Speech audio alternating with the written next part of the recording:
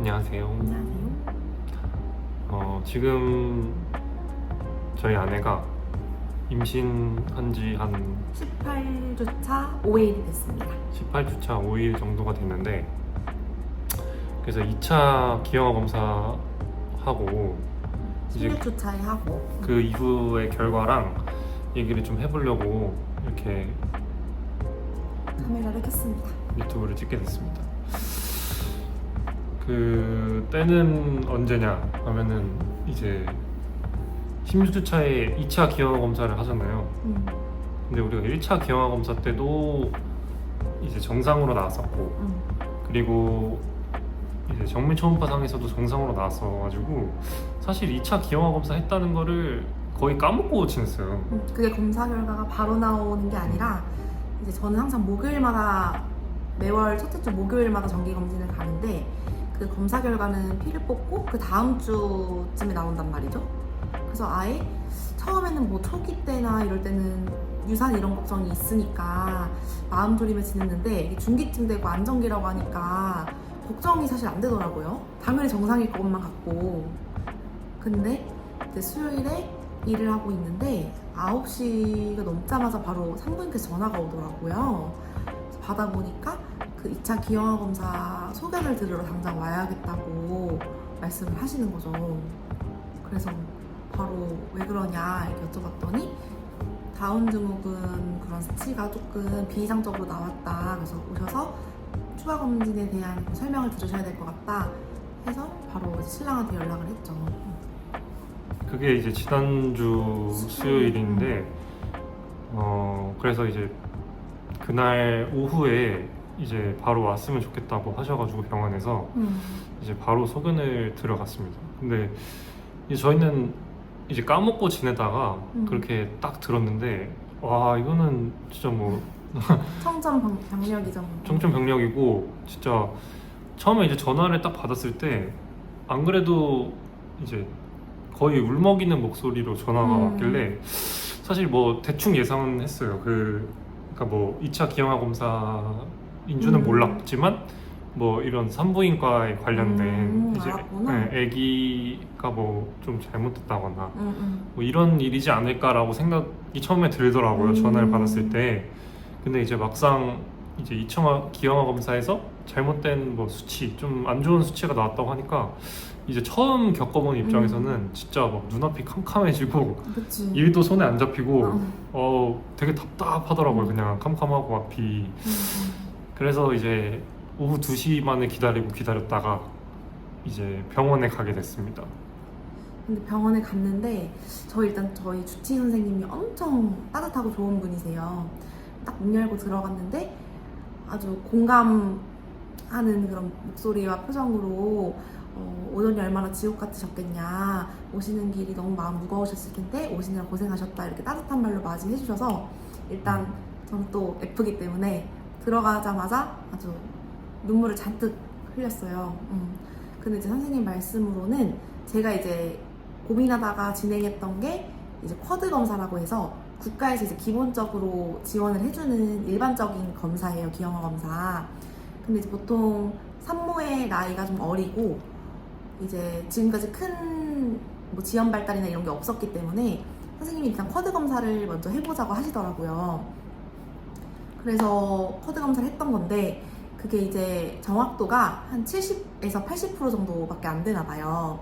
그래서 뭐 정말 조금 기형 위험이 높아서 수치가 높을 수도 있고, 아니면 아가는 정상인데 이게 뭐 산모의 태반의 호르몬과 산모의 신체가 좀 맞지 않아서 이상이 생기는 경우도 있고, 아니면 뭐 단순한 검사적인 정확도가 떨어지다 보니까 오류가 날 수도 있다고 하더라고요.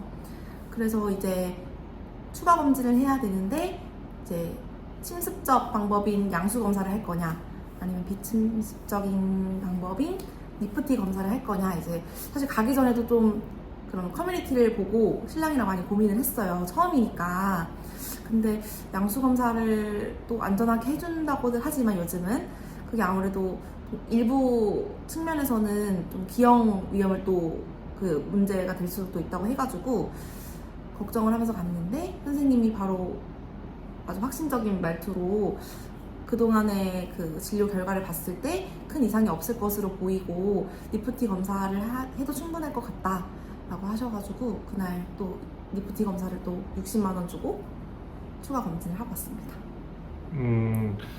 이제 그 사실 결과지를 받았을 때 그 다운 증후군뿐만 아니라 다른 이제 증후군들 검사도 하잖아요. 쿼드 검사를 할 때. 근데 이제 다운 증후군만 이제 저희는 고위험군으로 나온 거고 다운 증후군 수치가 이제 180대 1 정도가 나왔어요. 그래서 이제 180대 1이라고 하는 거는 이제 180명 중에 1명꼴로 이제 다운 증후군일 수도 있겠다라는 게 이제 180대 1이라고 하는 건데 이제 다른 180대 1이면은 어떻게 보면 되게 낮은 수치고 어떻게 보면 또 높은 수치인데 이제 그 고위험군 수치가 450대 1인가? 뭐 400대 1인가? 저위험군 수치가 그때부터가 이제 고위험군과 저위험군을 나누는 그 수치라고 하더라고요. 근데 이제 다른 증후군들 수치를 보니까 뭐 1000몇백 대 1, 뭐 이 정도로 나오는 걸 보니까 180대 1도 이제 꽤나 높은 수치라고 생각이 됐고 근데 이제 저희 그때 주치의 선생님께서는 본인 이제 첫째 낳을 때 그때 자기도 20대 1인가 뭐 18대 1인가 그랬다. 8대 1. 18대 1 아니었어? 8대 1. 그래서 8명 중에 1명꼴로 자녀가 기형아 위험이 있다 이렇게 소견이 나와서 선생님은 진짜 너무 저희보다도 더 긴급한 수치니까 자기가 산부인과 전문인데도 불구하고 또 선생님도 울면서 본인 주치의 선생님 달려가셨다고 하더라고요. 그랬는데 아무튼 그때도 저희처럼 1, 2차 그 기형아 검사를 진행하셨었고 1차에서는 정상, 또 초음파상에서는 이제 별다른 소견이 없었기 때문에 그때 저희 주치의 선생님의 주치의 선생님도 이제 괜찮다, 이제 아무 일 없을 거다라고 말씀을 하셨다고 하고 또 그래서 저희도 그렇게 말씀을 해주셔가지고 다행히 이제 니프티를 하고 나서 결과를 듣기 전까지 그나마 좀 마음을 놓고 이렇게 지낼 수 있었던 것 같아요. 그래서 그 니프티 검사는 정확도가 한 99%에서 100% 사이인가 봐요. 근데 특히 다운 증후군에 조금 특화된 검사라고 하더라고요. 근데 물론 이제 양수 검사처럼 확진 검사는 아니라서 뭐 100% 정확하다고는 할 수는 없지만 그래도 그 정도만 해도 선생님이 충분히 판별할 수 있는 그 기준이 된다고 해가지고 니프티 검사도 별다른 검사는 아니고 사실 저는 피 검사만 하고 오면 되고 이제 병원 측에서 전문 업체에 의뢰를 하는 것 같더라고요.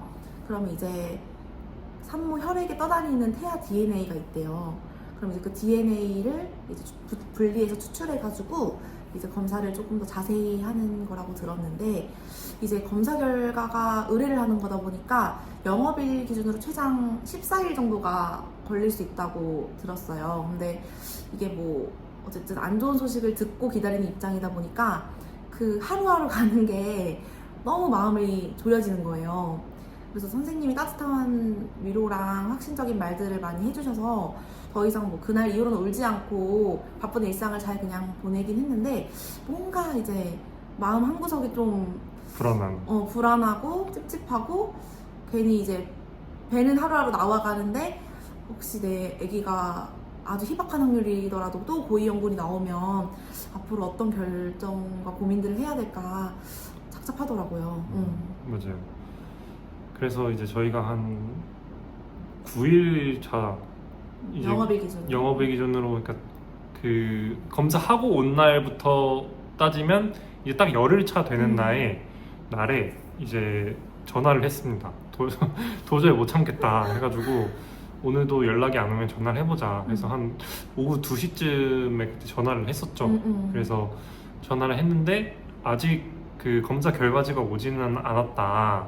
그런데 이제 저희 아내가 이제 좀 이제 알아봐 줄 수 없냐 결과만이라도 정상인지 아닌지만 좀 알고 싶다 했더니 병원 측에서 너무나 감사하게도 그 검사 결과를 이제 업체에 알아봐 주셨어요, 전화로.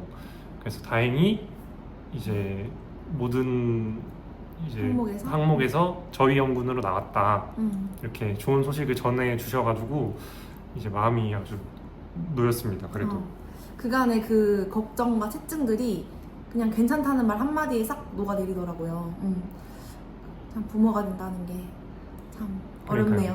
이제 또 다른 분들 말씀을 들어보면은 그래도 키우는 게 낳는 것보다 더 어렵다. 맞는 말이긴 하죠. 이렇게 말씀하시는 분들도 있는데 또 지금 임신을 하고 계신 분들 입장에서는 또 제일 걱정도 많이 되고 이제 그럴 시기니까 아무래도 저희도 걱정도 많았었고 그래서 혹시라도 이제 이 영상을 보시는 분들 중에 이제 2차 기형아 검사에서 뭐 좀 고위험군으로 나왔다 하시더라도 너무 걱정하지는 않으셨으면 좋겠다는 말씀을 좀 드리고 싶고 특히나 이제 저희처럼 1차 검사나 이제 초음파 상에서 뭐 큰 소견이 없었다고 하면 그 저희가 알아보기로는 거의 한 90% 이상은 그러니까 1차 정상, 정밀 초음파도 정상인 그 안에서 이제 2차 기형아가 고위험군 나왔더라도